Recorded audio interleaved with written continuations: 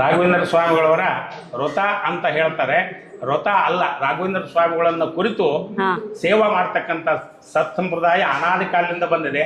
ಕೆಲವರೆಲ್ಲ ಮಂತ್ರಾಲಯಕ್ಕೆ ಹೋಗಿ ಅಲ್ಲೇ ನದಿ ಸ್ನಾನ ಮಾಡಿಕೊಂಡು ಶುಚಿರ್ಭೂತರಾಗಿ ಮಠಕ್ಕೆ ಬಂದು ಅಲ್ಲಿ ಸಂಕಲ್ಪವನ್ನು ಮಾಡಿಸಿಕೊಂಡು ಈ ನಮ್ಮ ಹಿಂದೂ ಸಂಸ್ಕೃತಿ ವಸ್ತ್ರಧಾರಣೆ ಮಾಡಿ ಅದು ಅಲ್ಲೇ ಸಂಕಲ್ಪ ಮಾಡಿಸ್ತಾರೆ.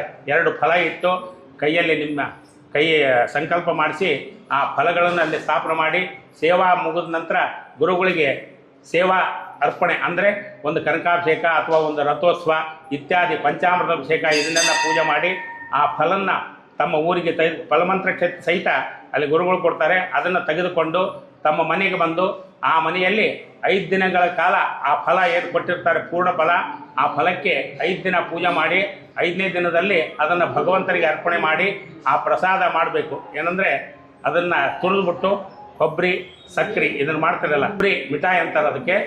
ಅದನ್ನು ಮಾಡಿಕೊಂಡು ನೀವು ಬಂಧುಗಳು ಮಾತ್ರ, ಅಂದರೆ ನಿಮ್ಮ ಅಕ್ಕ ತಂಗಿಯಂದ್ರಿಗೆ ಮಕ್ಕಳಿಗೆ ಕೊಡಬಾರ್ದು.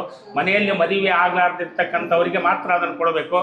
ನಿಮ್ಮ ಭಾವ ಮೈದಂದ್ರ ಅವರು ಹೇಳ್ತಿ ಅಕ್ಕ ತಂಗಿಯಂದ್ರಿಗೆ ಅವ್ರಿಗೆ ಯಾರಿಗೂ ಕೊಡಬಾರ್ದು ಅದನ್ನು. ಯಾಕಂತಂದರೆ ಸೇವೆ ಮಾಡಿ ಪಡೆದ ಫಲ ತಾವು ಮಾತ್ರ ಸ್ವೀಕಾರ ಮಾಡಬೇಕು ಅದನ್ನು. ಅಂದರೆ ಇವಾಗ ಮನೆಯಲ್ಲಿ ಎಲ್ಲರಿಗೂ ಕೊಡಬೇಕು ಅಂತ ಇಲ್ಲ, ಯಾರು ಪೂಜೆ ಮಾಡಿರ್ತಾರೆ ಅವರು ಮಾತ್ರನೇ ಕೊಡಬೇಕಾಗುತ್ತೆ ರಥ ಮಾಡಿದವ್ರಿಗೆ. ಹೌದೌದು, ಯಾರು ಪೂಜೆ ಮಾಡಿರ್ತಾರೆ ಅವರು ಮಾತ್ರ ಅದನ್ನು ತಮ್ಮ ತಂದೆ ತಾಯಿಗಳಿಗೆ, ಅಂದರೆ ಈಗ ಒಬ್ಬ ಮನೆ ಯಜಮಾನ ಮಾಡ್ಯಾನಂತಂದರೆ ಅವ್ರ ತಂದೆ ತಾಯಿಗಳಿಗೆ ಮನೆಯಲ್ಲಿ ಇರ್ತಾರೆ ಅವ್ರಿಗೆ ಕೊಡ್ಬೋದು. ಅಕ್ಕ ತಂಗಿಯಂದ್ರಿಗೆ ಅವರಿಗೆ ಕೊಡಬಾರ್ದು, ಮದುವೆ ಆದ ಹೋದವರಿಗೆ ಕೊಡಬಾರ್ದು, ಮನೆಯಲ್ಲಿ ವಾಸವಾಗಿರ್ತಕ್ಕಂಥವ್ರಿಗೆ ಮಾತ್ರ ಕೊಡಬೇಕಾದ್ರೆ ಅದು ಪೂರ್ಣ ಫಲ ಸಿಗುತ್ತೆ. ಅವಾಗ ಪೂರ್ಣ ಫಲ ಸಿಗುತ್ತೆ. ಎಷ್ಟು ದಿನಗಳ ಕಾಲ ಇದು ಮಾಡಬೇಕು? ಇದು ಪೂಜಾ, ಇದು ಸೇವಾ ಸಂಪ್ರದಾಯ 3 ದಿನ, 5 ದಿನ, 7 ದಿನ ಅಥವಾ 48 ದಿನ ಒಂದು ಮಂಡಲ ಅಂತ ಇದೆ. ತಮ್ಮ ಅನುಕೂಲವಾದ ಪ್ರಕಾರವಾಗಿ ಈ ಸೇವೆಗಳನ್ನು ಮಾಡಬಹುದು.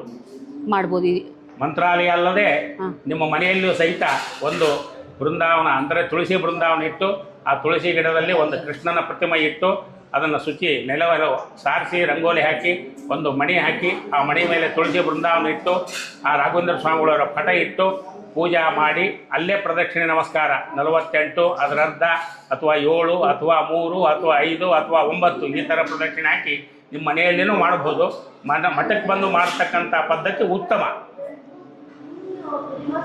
ಮಠಕ್ಕೆ ಬಂದು ಮಾಡಿದ್ರೆ ಜಾಸ್ತಿ ಫಲ ಸಿಗುತ್ತೆ.